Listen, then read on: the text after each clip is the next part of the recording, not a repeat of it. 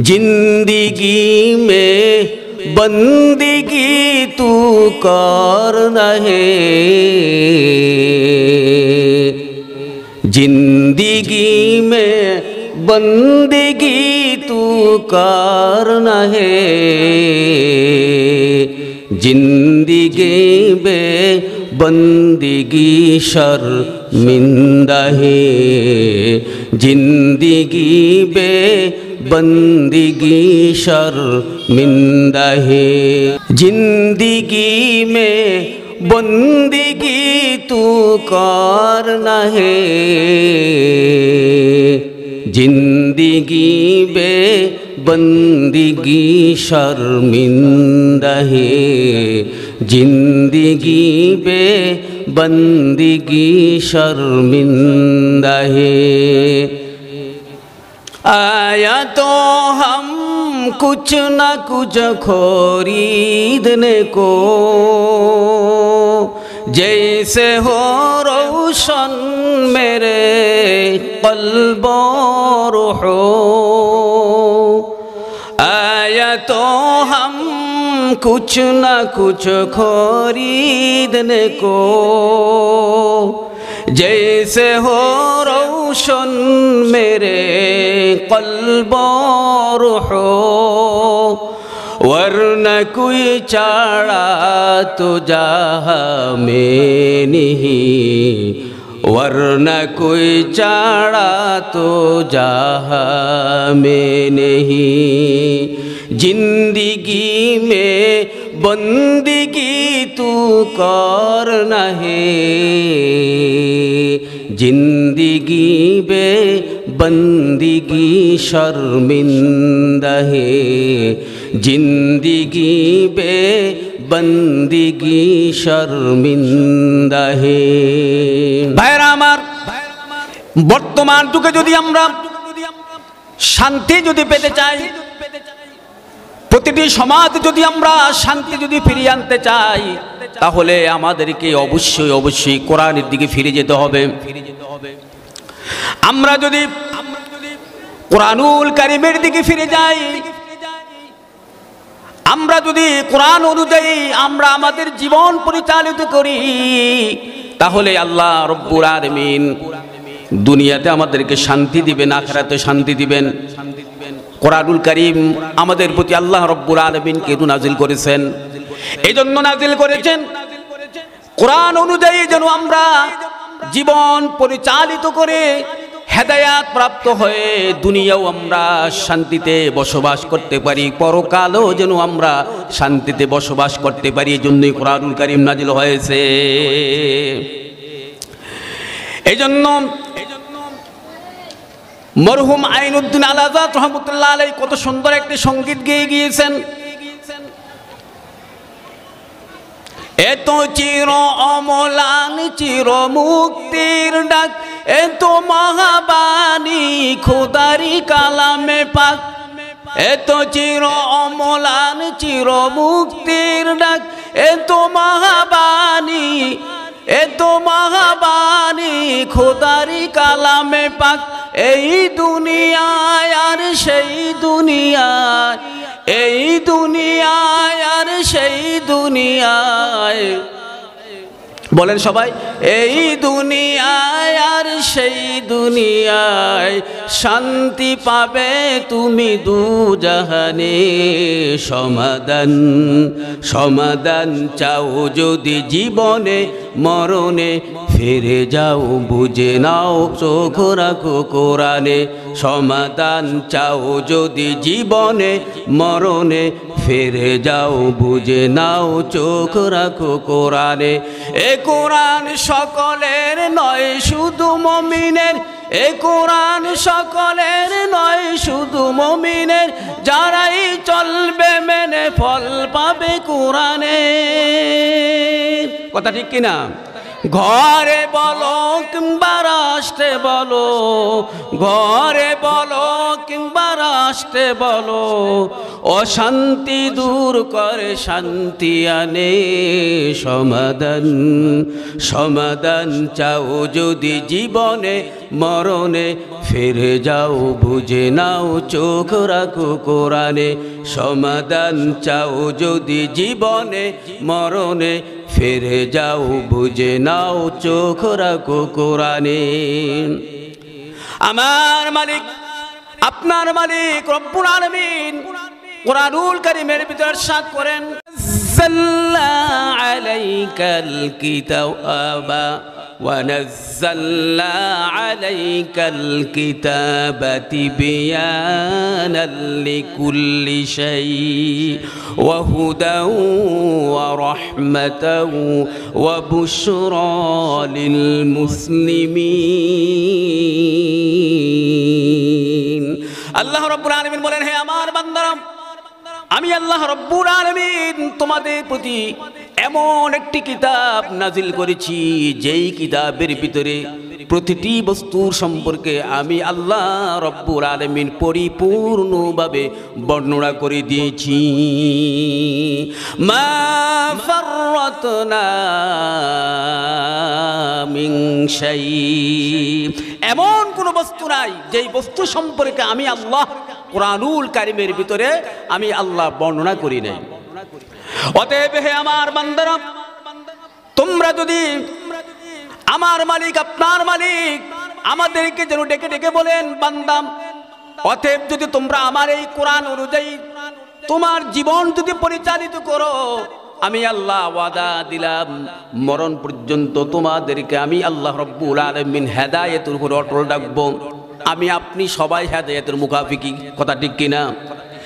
বক্তা বলেন, শ্রোতা বলেন, ইমাম বলেন, মুয়াজ্জিন বলেন, পৃথিবীর সমস্ত মানুষ সবাই কিন্তু হেদায়েতের মুখাফিকি। এই জন্য আল্লাহ রব্বুল আলামিন বলেন, বান্দা তোমরা যদি মরণ পর্যন্ত হেদায়েতের উপর যদি অটল থাকতে চাও, আমি আল্লাহ রব্বুল আলামিন তোমাদের প্রতি যেই কিতাব নাজিল করেছি, এই কিতাব অনুযায়ী, এই কোরআন অনুযায়ী যদি তোমরা তোমাদের জীবন পরিচালিত করো, তাহলে আমি আল্লাহ রব্বুল আলামিন মরণ পর্যন্ত তোমাদেরকে হেদায়েতের উপর অটল রাখবো। বলেন সুবহানাল্লাহ। শুধু তাই নয়, আল্লাহ রব্বুল আলামিন আরো বলেন, বান্দারে আমার এই কোরআন অনুযায়ী যদি তুমি তোমার জীবন পরিচালিত করো, তাহলে তোমার এই পার্থিব জীবন এবং পরকালীন জীবনকে আমি আল্লাহ রব্বুল আলামিন রহমত আর বরকত দ্বারা আমি আল্লাহ ভরপুর করে দিব। বলেন সুবহানাল্লাহ। বরকত চাই, রহমত চাই। রহমত যদি আমরা পেতে চাই, বরকত যদি আমরা পেতে চাই, হেদায়েত যদি আমরা পেতে চাই, কোরআনের দিকে ফিরে যাওয়া ছাড়া আর কোনো বিকল্প পথ নাই।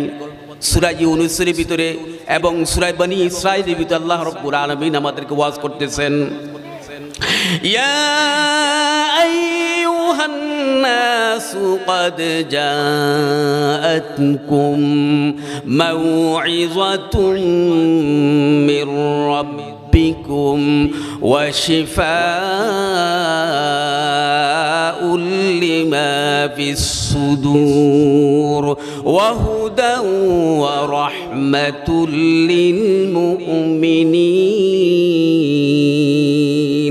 ওয়া নুনাজ্জিলু মিনাল কুরআনি মা হুয়া শিফাউন ওয়া রাহমাতুল লিল মুমিনিন ওয়া লা ইয়াজিদুল যালিমিনা ইল্লা খাসারা।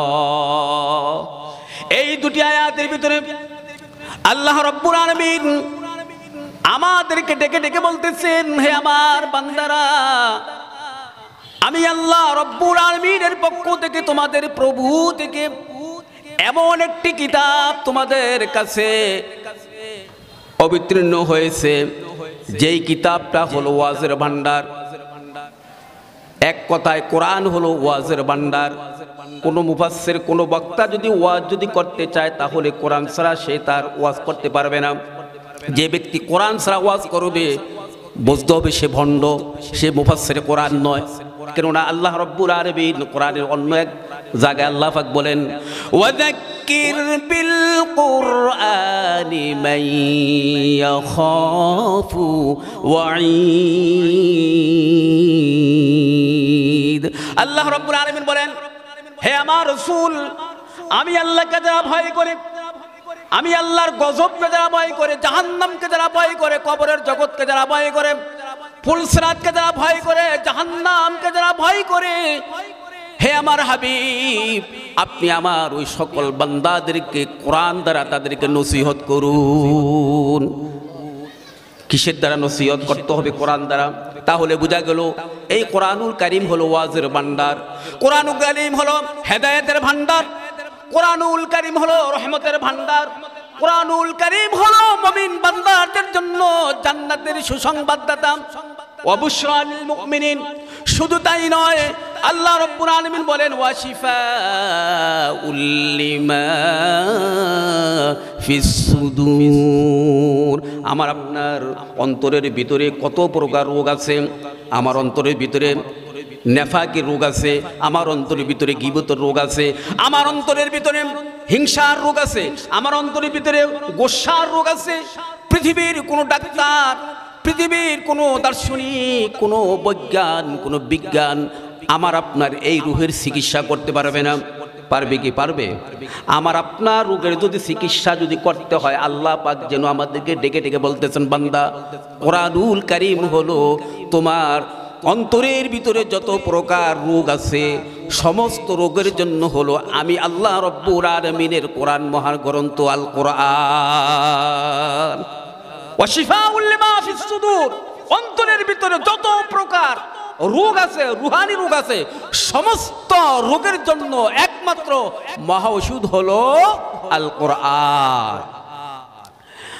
শুধু তাই নয়, আল্লাহ রাব্বুল আলামিন বলেন, ওয়া নুনাজ্জিলু মিনাল কুরআনি মা হুয়া শিফাউ ওয়া রাহমাতুল লিল মুমিনিন। আল্লাহ রাব্বুল আলামিন বলেন, যেমনি ভাবে আমার এই কোরআন বান্দা তোমার রুহের চিকিৎসা করে, তেমনি ভাবে বান্দা তোমার শরীরের ভিতরে যত প্রকার রোগ আছে সমস্ত শারীরিক রোগের জন্য হলো আমার এই কোরআনুল কারীম মহা ঔষধ। বলেন সুবহানাল্লাহ। কিন্তু ভাইরা আমার, ও আল্লাহর গোলাম, ও আমার বাবাজিরা, যুবক ভাইরা, মা বোনেরা, আমাদের অন্তর পাথরের চেয়েও শক্ত হয়ে গেছে। আল্লাহ রাব্বুল আলামিন বলেন, সুম্মা কাসাত قلوبكم من بعد ذلك فهي كالحجارة أو أشد قسوة। আল্লাহ বলেন, তোমাদের অন্তরগুলো পাথর কি শক্ত, তার চেয়েও তোমাদের অন্তরগুলো শক্ত হয়ে গেছে। আমাদের অন্তরগুলো আমাদের কলব শক্ত হয়ে যাওয়ার কারণে কবরের কথা শুনলে পরে আমাদের ভয় লাগে না, জাহান্নামের কথা শুনলে আমাদের অন্তর কেঁপে ওঠে না, আল্লাহর গজবের কথা শুনলে আমাদের ভয় লাগে না, জাহান্নামের আযাবের কথা শুনলে আমাদের অন্তর ভয় লাগে না, চোখ দিয়া পানি আসে না। কি আমাদের পরিস্থিতি এমন না? জানাজার সামনে দাঁড়ায় দেখি মানুষ হাসে। কত বড় শক্ত দিল হলে, পাথরের চেয়ে শক্ত হলে পরে একজন মানুষ জানাজায় দাঁড়িয়ে দাঁড়িয়ে তারপরে হাসে। আবার অনেককে দেখা যায় কবরের কাছে গিয়ে মাটি দিতেছে, ওখানেও হাসে। এগুলোর কারণ হলো আমরা কোরআন থেকে অনেক দূরে চলে গেছি। আমার আর আপনার অন্তর যদি নরম করতে হয়, আমার আপনার অন্তর যদি মোমের মতন যদি নরম করতে হয়, তাহলে আজ থেকে আমরা প্রতিজ্ঞা করব, বেশি বেশি করে কোরআন তেলাওয়াত করব, বেশি বেশি করে কোরআন তেলাওয়াত শুনবো। আমি যদি কোরআন তেলাওয়াত নাও যদি করতে পারি, তাহলে যারা কোরআন শরীফ বেশি বেশি করে, যারা কোরআনুল কারীমের হাফেজ, তাদেরকে আমরা ডেকে ডেকে তাদের কাছে গিয়ে আমরা বেশি বেশি করে কোরআনুল কারীমের তেলাওয়াত শুনবো। তারপরে যেইখানে তাফসীর মাহফিল হবে ওখানে আমরা চলে যাব। এই কাজগুলো যদি করি, একদিন না একদিন এই কোরআনের ছোঁয়াতে, কোরআনের বরকতে আজকে আমার অন্তর পাথরের মতো শক্ত হয়ে যাওয়ার কারণে চোখ দিয়ে পানি আসে না। কবরের কথা মনে পড়লে চোখ দিয়ে পানি আসে না।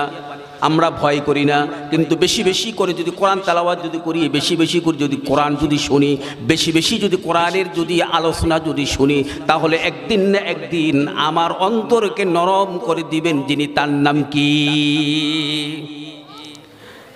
বন্ধুরা আমার, আমি আপনাদের সামনে একটা সত্য ঘটনা আমি আপনাদের সামনে তুলে ধরব। ফুজাইল ইবনে আয়াস নামক একজন বিখ্যাত একজন আল্লাহর ওলি ছিলেন। ফুজাইল ইবনে আয়াস, তিনি তার প্রথম জীবনে তিনি মারাত্মক ধরনের একজন ডাকাত ছিল। শুধু ডাকাত না, তিনি ছিলেন ডাকাতের সর্দার। তিনি কি ছিলেন? ডাকাতের সর্দার। তার অন্তর ছিল কঠিন থেকে কঠিন, কঠিনতর অন্তর ছিল তার অন্তর। এই ফুজাইল ইবনে আয়াস পরবর্তী জীবনে কিভাবে আল্লাহর ওলি হলেন, এই ঘটনার কি আপনারা শুনবেন? মনোযোগ সহকারে সবাই শুনবেন। ফুজাইল ইবনে আয়াস রাহমাতুল্লাহি আলাইহি প্রথম জীবনে মারাত্মক ধরনের একজন ডাকাত ছিলেন। অন্তরের ভিতরে বিন্দু পরিমাণ কোনো মায়া মমতা তার অন্তরে ছিল না। তার পরবর্তী জীবনে তিনি আল্লাহর ওলি হয়ে গেলেন, বিখ্যাত একজন আল্লাহর ওলি হয়ে তারপরে কবরে গেলেন। ইতিহাসের পাতায় দেখা যায় এই ফুজাইল ইবনে আয়াস রাহমাতুল্লাহি আলাইহি একদিন ডাকাতি করার উদ্দেশ্যে তার সাথীদেরকে নিয়ে একটা বাড়ি ঘেরাও করে ফেললেন। গভীর রাত্রে তাহাজ্জুদ রক্ত একটি বাড়ি ঘেরাও করে ফেললেন, ডাকাতি করবেন। এমন মুহূর্তে ওই বাড়ির একটা ঘর থেকে কোরআনুল কারীমের সুমধুর তেলাওয়াতের আওয়াজ তার কানে ভেসে আসলো। বলেন সুবহানাল্লাহ। ওই বাড়ির একটি ঘরে আল্লাহর একজন বান্দা তাহাজ্জুদ নামাজের ভিতরে কোরআনুল কারীমের এই আয়াত তেলাওয়াত করতেছিলেন। আলাম ইয়ানি লিল্লাযীনা আমানু আন তাখশা কুলুবুহুম লিযিকরিল্লাহ। তিনি ডাকাতি করতে গেলেন, সবাইকে পজিশন নিয়ে বসতে বললেন যে সবাই পজিশন নিয়ে বসো, আমি হুকুম করলে তোমরা ডাকাতি করবা। কিন্তু যখনই ডাকাতি করবে তখনই তার কর্ণকুহরে সুমধুর কণ্ঠের তেলাওয়াতের আওয়াজ, কোরআনের তেলাওয়াতের আওয়াজ তার কানে ভেসে আসলো। এই আয়াতের তেলাওয়াত যখন তার কর্ণকুহরে ভেসে আসলো, তখনই তার অন্তরের ভিতরে এক প্রকার জ্বালা পড়া শুরু হয়ে গেল। ফুজাইল ইবনে আয়াস রাহমাতুল্লাহ আলাইহি অন্তরের ভিতরে যখন জ্বালা যন্ত্রণা যখন সৃষ্টি হয়ে গেল, সঙ্গে সঙ্গে তিনি তার সঙ্গী সাথীদেরকে না বলে সোজা বাড়ির দরজায় গিয়া রব্বুল আলামিনের দরবারে দুহাত উঁচু করে কান্না জড়িত কণ্ঠে চোখের পানিগুলো ছেড়ে ছেড়ে দিয়ে মালিককে বলতেছে, মালিক, ও আমার মালিক, রব্বুল আলামিন, গভীর রজনীতে এসেছি ডাকাতি করার জন্য। ডাকাতি করতে এসে আল্লাহ তোমার কোরআনুল কারীমের তেলাওয়াত শোনার সঙ্গে সঙ্গে আমার অন্তরের ভিতরে দাউ দাউ করে আয় আল্লাহ জ্বালা পড়া শুরু হয়ে গেছে গো আল্লাহ।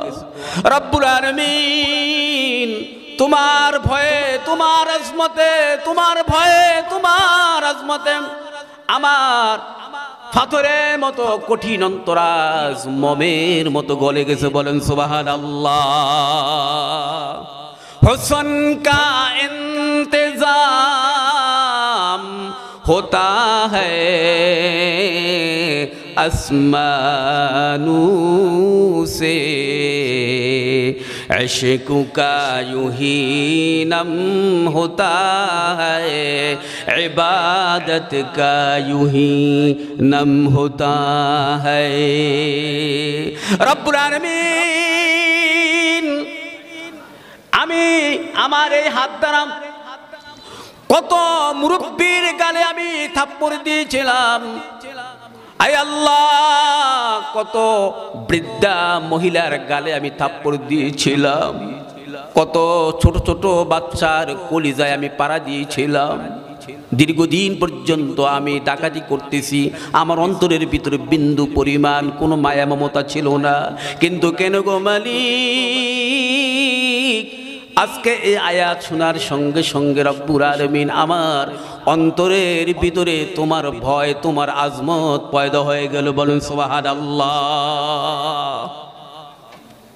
আমরা তো কোরআন তেলাওয়াত শুনতে চাই না, বরং আরো কই কি এত মাহফিল দিয়ে কি লাভ, এত মাহফিল করে কেন, কি কই কিনা বলেন। আর ভাই কোন মাহফিলে কোন বক্তার কারণে, কোন বক্তার কথার কারণে আমার আপনার জীবন পরিবর্তন হয়ে যায় এটা তো বলতে পারি না। উনি গেল ডাকাতি করতে, কি করতে, ডাকাতি করতে গেল, ডাকাতি করতে যাইয়া সাধারণ একটা আয়াত শোনার সঙ্গে সঙ্গে তার অন্তর পরিবর্তন হয়ে গেছে। আমাদের অন্তর পরিবর্তন হয় না কেন? আমরা এই মাহফিলকে ভালোবাসি না, তাফসীর মাহফিলকে আমরা ভালোবাসি না, সমালোচনা করি।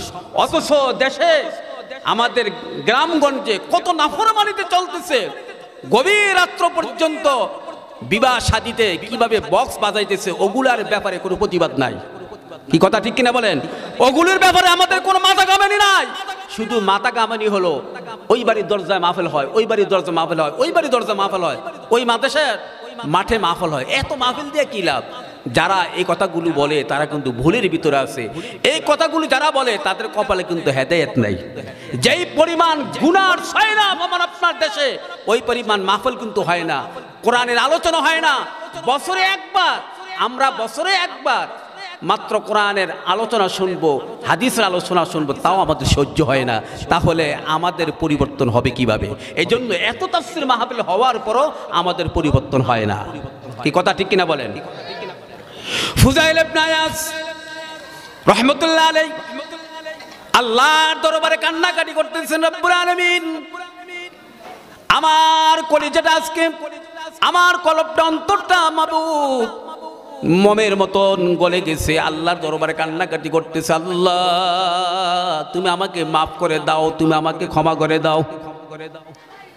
তার সঙ্গী সাথীরা ব্যাপার কি? আমাকে চিফ কমান্ডার কোথায়? পিছনের দিকে তাকিয়ে দেয় যে উনি নাই, উনি কি নাই, ব্যাপার কি, উনি কোথায় গেল? সবাই বাড়ির দরজায় যায় দেখে যে উনি আল্লাহর দরবারে কান্নাকাটি করতেছে। সুবহানাল্লাহ। সবাই যখন ওনার কাছে গেল, উনি ওদেরকে দেখার সঙ্গে সঙ্গে, তার সঙ্গী সাথীদেরকে দেখার সঙ্গে সঙ্গে তিনি বলে উঠলেন, কি ভাই এরকম করেন কা, জুসে কা লাগা হ্যায় জম কা শুগুল হ্যায়, জুসে কা লাগা হ্যায় জম কা শুগুল হ্যায়, সুবহ শাম কা अब मैं तुम्हारे कम का हम नफुरिया नहीं। बोलो सुभान अल्लाह, सुभान अल्लाह। स्पष्ट भाषाয় বলি, কোরআনের শত্রুরা কোরআনের বিরুদ্ধে যতই ষড়যন্ত্র করুক না কেন, কোরআনের বিরুদ্ধাচরণ যতই করুক না কেন, কোরআনের এতটুকু ক্ষতি তারা কিয়ামত পর্যন্ত কখনো করতে পারবে না, পারবে? বরং যারাই কোরআনের শত্রুতা করবে, কোরআনের বিরোধিতা করবে, তাদের অবস্থা হবে দুইটা। হয়তো তারা হেদায়েতের মালা গলায় পরে তারা ইসলামের ছায়ায় তলায়, ছায়ায় তারা আশ্রয় নিবে, নচেত আল্লাহ রাব্বুল আলামিন কোরআনের বিরোধিতা করার কারণে, কোরআনের সাথে শত্রুতার করার কারণে আল্লাহ রাব্বুল আলামিন তাদেরকে চিরতরে ধ্বংস করে দিবেন। কথা ঠিক কিনা বলেন? আর কোরআনকে যারা মানবে, কোরআনকে যারা শিখবে, যারা কোরআনের প্রতি মহব্বত রাখবে, আজকে তারা যদিও তারা নামাজ পড়তে পারে না, যদিও তারা ঠিক মতন আল্লাহর হুকুমগুলো মানতে পারে না, কিন্তু এই কোরআনের মহব্বত থাকার কারণে, মাদ্রাসার মহব্বত থাকার কারণে, আলেম ওলামাদের মহব্বত থাকার কারণে, তালিবুল ইলমদের মহব্বত থাকার কারণে একদিন না একদিন আল্লাহ রাব্বুল আলামিন এই উসিলায় হেদায়েতের মালা তার গলায় পরিয়ে দিবেন। এই ডাকাত হুযাইল ইবনে আয়াজ যদিও সে ডাকাতি করত, কিন্তু তার অন্তরে কোরআনের মহব্বত ছিল। মহব্বত যদি না থাকতো তাহলে ডাকাতি করতে গিয়া এরকম অবস্থা হলো কেন? সঙ্গে সাথীরা যখন তার কাছে গেল, সে বলল, বন্ধুরে শুনে রাখো, দীর্ঘদিন পর্যন্ত আমি ডাকাতি করেছি, কিন্তু আজ থেকে আমি ওয়াদা দিলাম, জুসে কা লাগা হ্যায় জমকা শগুল হ্যায় সুবহ শাম কা। আজ থেকে সকাল সন্ধ্যায় রাত্র দিনে যেই মালিক আমাকে বানাইছেন, যেই মালিক আমাকে অপুরন্ত নিয়ামত দান করেছেন, এখন থেকে আমি সেই মালিকের ইবাদত করব। আমি আর কোনোদিন ডাকাতি করব না, আমি আর কোনোদিন আমার মালিকের হুকুম অমান্য করব না, আমি আর কোনোদিন কোরআনের বিরুদ্ধে কথা বলবো না, আলেম ওলামাদের বিরুদ্ধে কথা বলবো না, আমি আর কোনোদিন মাদ্রাসা মসজিদের বিরোধিতা করবো না। আমি আজ থেকে সকাল সন্ধ্যায় রাত্র দিনে সব সময় আমি আমার মালিকের গোলামি করবো। বলেন সুবহানাল্লাহ। আবে মাই তুমহারে কাম কা হাম না ফুরিয়ানিহি। ও আমার সাথীগণ, দীর্ঘদিন পর্যন্ত তোমাদের সাথে আমি ডাকাতি করেছিলাম, শুধু ডাকাতি করি নাই, আমার হুকুমে তোমরা ডাকাতি করেছিলে, আমি ছিলাম তোমাদের সর্দার, তোমাদের নেতা। আজ থেকে আমি আমার মালিকের গোলামি করব, আজ থেকে আমি আর কোনোদিন ডাকাতি করব না, সুতরাং তোমরা আমার থেকে দূরে চলে যাও। সুবহানাল্লাহ কবেন না? এই যে পরিবর্তন হলো কিসের কারণে? কিসের কারণে? কয়টা আয়াত? মাত্র একটা আয়াত। কয়টা আয়াত? একটা আয়াত। আলাম ইয়ানি লিল্লাযিনা আমানু আন তাখশা কুলুবুহুম লিযিকরিল্লাহ। এই আয়াত অর্থ হলো যে মুমিন বান্দাদের কি হলো, তাদের কি এখনো আল্লাহর কথা স্মরণ করে তাদের অন্তরগুলো প্রকম্পিত হয়ে যাওয়ার সময় কি এখনো আসে নাই? তিনি কিন্তু ফুযাইল ইবনে আয়াজ রাহমাতুল্লাহ আলাইহি কোরআনের অর্থ বুঝতেন। এই জন্য কোরআন থেকে হেদায়েত নিতে হলে কোরআনের কিছু অর্থ কিন্তু আমাদের বুঝতে হবে। কথা ঠিক কিনা বলেন? আজকে কোরআনের আয়াত কইলে লোকেরা ঘুমায়, ঝিমায়, কিন্তু কিচ্ছা কাহিনী কইলে আর সামনের দিকে আইয়ে। ওই যে আমরা কোরআনের অর্থ বুঝি না, কোরআনের সাথে আমাদের সম্পর্ক নাই, কোরআনের মাদ্রাসার সাথে সম্পর্ক নাই, কোরআনওয়ালাদের সাথে আমাদের সম্পর্ক নাই। কিন্তু মনে রেখো, আজ হোক কাল হোক, একদিন না একদিন শুধু বাংলাদেশে নয়, সারা পৃথিবীর আকাশে কোরআনের ইসলামের পতাকা উড়বেই উড়বে ইনশাআল্লাহ। এবার ফুযাইল ইবনে আয়াজ তিনি মনে মনে ভাবলেন, আমি তো আল্লাহর কাছে তো ক্ষমা চাইলাম, একটা আছে হকুল্লাহ আর একটা আছে হকুল ইবাদ। আল্লাহর হক তো আল্লাহ মাফ করবেন, কিন্তু বান্দার হক তো আল্লাহ মাফ করবে না। কারণ হাদিস শরীফের ভিতরে আছে, মান যালামা কিদা শিবিরিম মিনাল আরদি তুবিকাহু মিন সাবঈন আরদিনা। আল্লাহ রাসূল বলেন, যে ব্যক্তি অন্যায়ভাবে কারো 1 বিঘা পরিমাণ জমি অন্যায়ভাবে ভোগ করবে। কয় বিঘা? 1 বিঘা না, 1 বিঘা নয়, 1 বিঘা পরিমাণ জমি। মান যালামা কিদা শিবিরিম মিনাল আরদি তুবিকাহু মিন সাবঈন আরদিনা। আল্লাহ রাসূল বলেন, যে ব্যক্তি অন্যায়ভাবে কারো 1 বিঘা জমি অন্যায়ভাবে ভোগ করবে, কিয়ামতের ময়দানে কঠিন মুসিবতের দিনে তার গলায় 7 তবক জমিন তার গলায় আল্লাহ রব্বুল আলামিন লটকিয়ে দিবেন। এবার যারা বলেন, যারা বাতিজার হক মেরে খায়, এতিম বাতিজার হক মেরে খায়, বোনের হক মেরে খায়, বোনের জমিন মেরে খায়, জাল দলিল করিয়া তারপরে করায় শতক শতক, তারপরে কানি কানি জমিন খায়, তাদের কি অবস্থা হবে?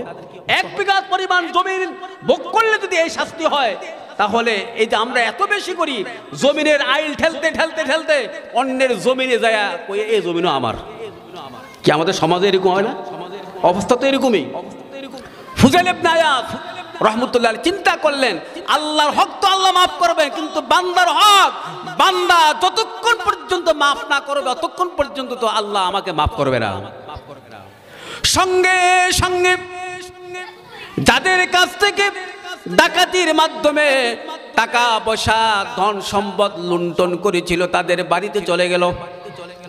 বাড়িতে গিয়া দরজা খোলো। ওই ফুজাইল ডাকাতের কণ্ঠ যখন শুনল, মহিলারা ভয় থরথর করে কাঁপতেছে, ভিতরে পুরুষেরা কাঁপতেছে। আয়রে ফুজাইল তো এখন আমাদের বাড়ির দরজা চলে আসলো, আমাদের ঘরের ভিতরে ঢুকে আমাদের সব কিছু সে লুণ্ঠন করে নিয়ে যাবে। ফুজাইল বলল, না না, তোমরা যা ভাবছো আমি কিন্তু আগের ফুজাইল না, আমি এখন আগের ফুজাইল নয়, আমি হলাম এখন আল্লাহ পাকের একজন, আমি আল্লাহ পাকের একজন পাগল, আল্লাহ পাকের একজন আশিক। তোমরা দরজা খোলো, আমি এসেছি তোমাদের কাছ থেকে যেই ধন সম্পদ টাকা পয়সা লুণ্ঠন করেছিলাম ওই টাকা পয়সা ধন সম্পদ তোমাদের কাছে ফিরিয়ে দেওয়ার জন্য। মাত্র একটা আয়াত শুনছে, সবাই দরজা খুলে দিল। আমার বাবাজিরা, আমার আপনার এলাকার ভিতরে সবচেয়ে বড় একজন চোর, সবচেয়ে বড় একজন খারাপ ব্যক্তি যদি গভীর রাত্রে দরজা খুলিয়া আপনার পায়ের উপরে পড়ে যদি বলে, বাবারে আমাকে তুমি মাফ করে দাও, তোমার সাথে আমি অনেক বেয়াদবি করেছি, তোমাকে আমি অনেক কষ্ট দিয়েছি, আমি তোমার পড়োশি, তোমার পাড়া পড়োশি প্রতিবেশী, আমি কিন্তু তোমার সাথে কোনোদিন ভালো ব্যবহার করি নাই।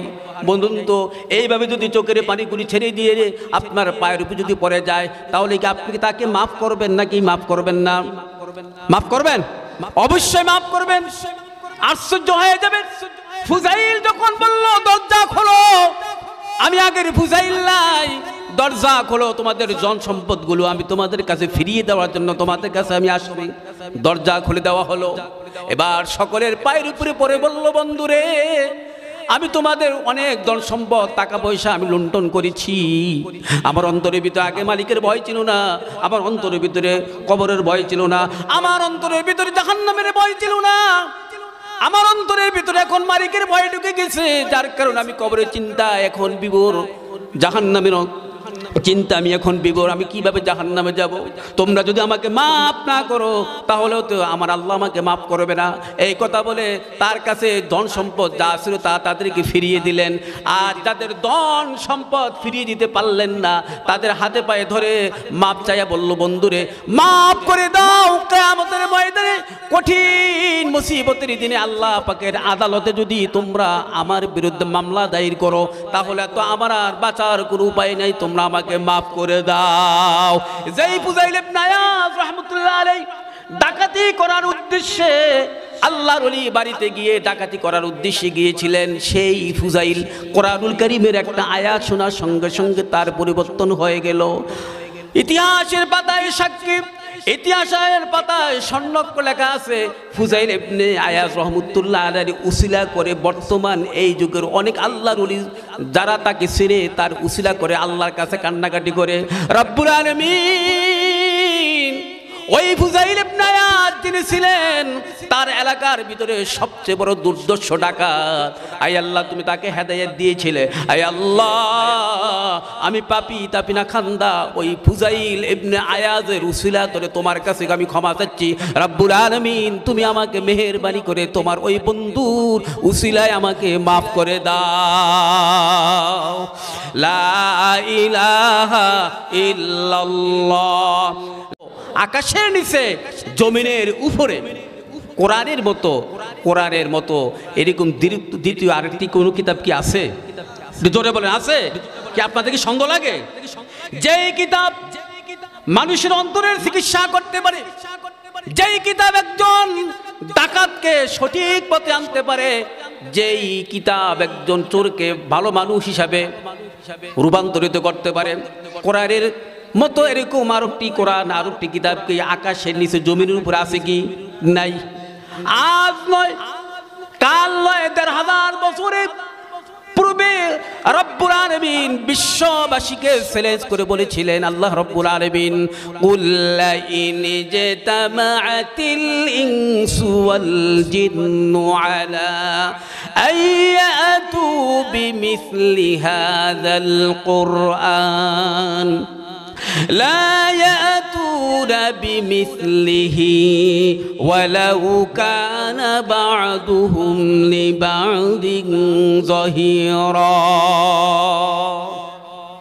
আল্লাহ রাব্বুল আলামিন চ্যালেঞ্জ করে বলতেছেন, হে জিন জাতি, মানব জাতি, তোমরা উভয় জাতি মিলে যদি একত্রিত হয়ে আমার কোরআনের মতো আরেকটি কিতাব যদি তোমরা রচনা করতে চাও, আল্লাহ পাক তার রাসূলকে বলে দেন, হে আমার হাবিব, আপনি জিন জাতি আর মানব জাতিকে বলে দেন, কুল্লা ইদ জাতামাআতিল ইনসু ওয়াল জিন্নু আলা আইয়াতু বিমিসলি হাযাল কোরআন। হে জিন জাতি, হে মানব জাতি, তোমরা যদি কোরআনের মতো আরেকটি কোরআন রচনা করার জন্য যদি একত্রিত হও এবং জিন জাতি আর মানব জাতিকে যদি কোরআন রচনা করতে গিয়ে যদি তোমরা যদি সাহায্য করো, সহানুভূতি করো, সহযোগিতা করো, জিন জাতি মানব জাতি জিন জাতিকে কোরআনের মতো আরেকটি কিতাব রচনা করার জন্য সহযোগিতা করলো, আল্লাহ রাব্বুল আলামিন বলেন, লা ইয়াতুনা বিমিসলিহি ওয়ালাউ কানা বা'দুহুম লিবা'দিন যাহিরা। কিয়ামত পর্যন্ত চেষ্টা করলো আমার এই কোরআনের মতো আরেকটি কোরআন কোনদিন রচনা করতে পারবে না। পারবে না, কারণ এই কোরআনের যিনি কোরআন বানিয়েছেন, যিনি কোরআনের রচয়িতা, তার নাম কি? রব্বুল আলামিন। এই ঘোষণার পরে আল্লাহ পাক এই চ্যালেঞ্জের পরে বন্ধুরা আমার কোটি কোটি মানুষ দুনিয়ার থেকে চলে গেল। কত দার্শনিক, কত ভাষাবিদ, কত বিদ চলে গেল দুনিয়ার থেকে, কিন্তু কেউ আজ পর্যন্ত কোরআনের মতো আরেকটি কোরআন কোনোদিন রচনা করতে পারেনি। কিয়ামত পর্যন্ত পারবে? ওই যে বলেছিলাম, বরং কোরআনের সাথে যারা বিরোধিতা করবে, কোরআনের সাথে যারা শত্রুতা করবে, হয়তো তারা ধ্বংস হয়ে যাবে, নচেৎ তারা কোরআনের দিকে ফিরে এসে কোরআনের মালা গলায় পরে তারপরে তারা ইসলামের ছায়া তলে আশ্রয় নিতে তারা বাধ্য হবে। বলুন সুবহানাল্লাহ। আমি আরেকটি ঘটনা, আমি আপনাদেরকে একটা আশ্চর্য ঘটনা অতি সংক্ষিপ্ত আকারে বলতেছি। দিল্লিতে একবার শাহ আব্দুল আজিজ মুহাদ্দিস রাহমাতুল্লাহ আলাইহি যুগে দিল্লিতে একজন ফাদরি এসে কিছু সংখ্যক মুসলমানদেরকে একত্রিত করে বলল, ও মুসলমানেরা, তোমরা বলো তোমাদের কোরআন সত্য আর আমরা বলি আমাদের বাইবেল সত্য, কিন্তু কোনটা সত্য কোনটা মিথ্যা এটা আজ পর্যন্ত প্রমাণিত হয় নাই। খুব ভালো করে শোনেন, হে মুসলমানেরা, তোমরা বলো তোমাদের কিতাব সত্য আর আমরা বলি আমাদের বাইবেল সত্য, কিন্তু কোনটা সত্য কোনটা মিথ্যা আজ পর্যন্ত প্রমাণিত হলো না। একটা কাজ করো, আগুনের কুণ্ডলি করো, আগুনের কুণ্ডলি করিয়া ওই আগুনের কুণ্ডলের ভিতরে তোমরা তোমাদের কিতাবকে নিক্ষেপ করো আর আমিও আমাদের বাইবেল কিতাব নিক্ষেপ করব। নিক্ষেপ করার পরে যেই কিতাব পড়বে না ওই কিতাব সত্য বলে প্রমাণিত হবে, আর যেই কিতাব পড়বে ওই কিতাব মিথ্যা বলে প্রমাণিত হবে। সঙ্গে সঙ্গে উপস্থিত মুসলমানেরা, সাধারণ মুসলমান যাদের এলেমে, তাদের কোরআনে এলেম ছিল না, হাদিসের এলেম ছিল না, তারা পেরেশান হয়ে গেল। তারা বলা বলি করতে লাগলো, না না না, এই পাদ্রীর সাথে আমরা চ্যালেঞ্জ করতে পারবো না। এই পাদ্রীর সাথে চ্যালেঞ্জ করতে হলে যুগের কান্ডারি শাহ আব্দুল আজিজ মুহাদ্দিস দেহলভী রহমতুল্লাহ আলাইহি লাগবে। আলেম ছাড়া নাই রে গতি, আলেম লাগে সবখানে। কথা ঠিক কিনা বলেন? আলেম ছাড়া নাই রে গতি, আলেম ছাড়া নাই রে গতি, আলেম লাগে সবখানে। জন্ম মরণে বিবাহ শাদিতে, জন্ম মরণে বিবাহ শাদিতে আলেমের প্রয়োজন সবখানে।